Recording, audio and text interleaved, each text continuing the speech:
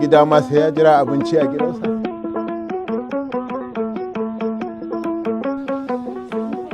Yawa. Malam wallahi ka dan ƙara hakuri ka dan itacen ne baya ci wallahi. Haba. Ai ni har na ce to me ke faruwa yau abincin babu ne ko yaya? To ina dan liti? Wallahi ya fita tun ɗazu amma na san dai yana gab da shigowa tun da abinci ya kusan ƙarewa ka san ai ɗan litin ma ya biyo sawu. To shi me kike nufi? A ba abun da nake nufi kawai ina nufin da ya kusa shigowa gida. Kina nufin ni ma me ciman kenan? Na san dai halin ɗaya ne. Assalamu alaikum. Wa alaikum salam. Marhaba bika. Kai sannu da zuwa. Ina fiya kalau sannu da zuwa. Alhamdulillah. San da zuwa. A'a manya. A lalle. Kana gani yadda yarinyar nan take zama wata katuwa? Tana ta bi tana baka wahala ka duba yadda ta zama katuwa. Duba min dai. Ba wani abun nan ba ta tsufa ba ta komai. A wallahi baki isa ba wannan kan dole za mu je mu dauko yar gida. Ikon Allah. Karowa kuma kai kana nan ka tsufa baka samu mata ba ai sai dai mu samu maka ni ka ina nan daren ba inda zani. Ba soyayyen yanzu sai da naira in ba ka da naira sai ka kauce. All zancen ka duk da nonsense. Akwai ina yi ne. Lafiya galau. Ya gaji. Lafiya lau. Allah ma albarka dan liti. Allah ma albarka dan liti. Yaro. Dan albarka kenan. Mama abincin da ne. Wallahi ka dan jira ka dan liti da saura.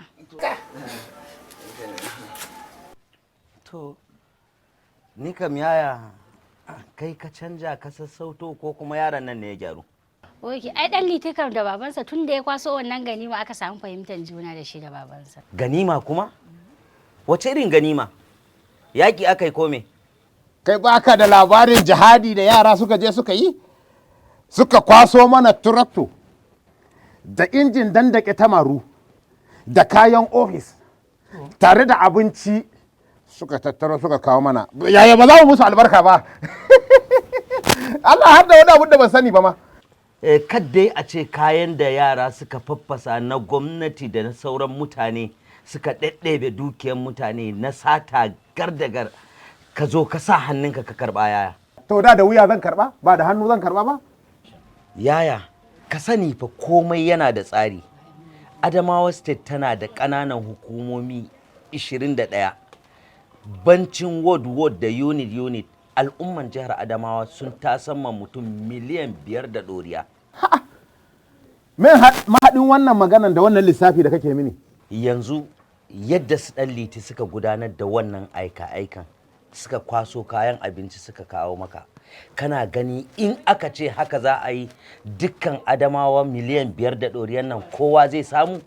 Sannan kuma ka ce an kawo ƙarafuna da kujeru da kayan ofis daban-daban.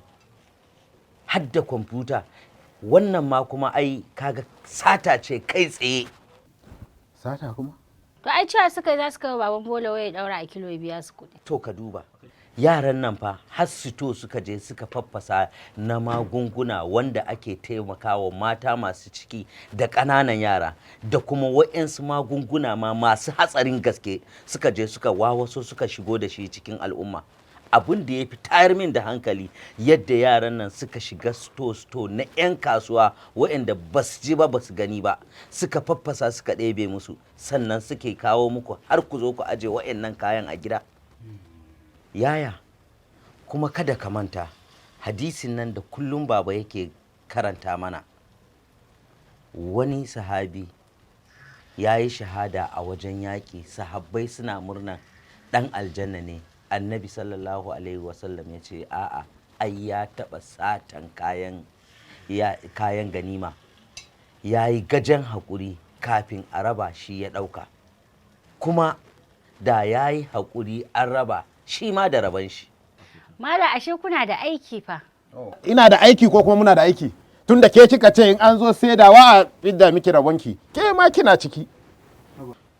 To amma yaya ai na ji sanarwar gwamnati ta ce dukkan abubuwan da yaran nan suka ɗibo maza a mai da su gidajen masu unguwanni ko kuma police station na kusa ko kuma a kai bakin hanya a ajiye su jami'an gwamnati za su zo su ɗauka. To ku ina kuka je kuka aje kayan? To Anas, so yanzu babu dogon bincike, ina mafita? Mafita ɗaya ce yaya, ina yaron nan. Ka kira shi a zo a ɗibi kayayyakin nan a kai inda gwamnati ta ce a je a mai da kayan nan, kuma ku ja hankalinsu su daina biyewa ɓata gari da kuma wa'yansu mutane wa'yanda suke gwara kanmu, ya zamanto cewa Adamawa bamu da zaman lafiya, saboda zaman lafiya shi zai kai mu gaba. Yanzu za a mai da kayan, bari in kira ɗan liti insha Allah. ɗan liti ɗan liti ɗan liti ka je gidan baba Kandala ka ɗauko amalanke ka zo ka ɗebi wannan kayan. Wani kaya baba? Za ka je ka kamin kayan bala'i gida? Za ka ji mishi ciwo yaya, sai ka bi shi a hankali. Me za yi da ɓarawo? Ai da aihuwar ɓarawo gwanda asara. Barawo kuma? Barawo mana. Kan wanja ce. Ka je ta fa. Kan wanja ce?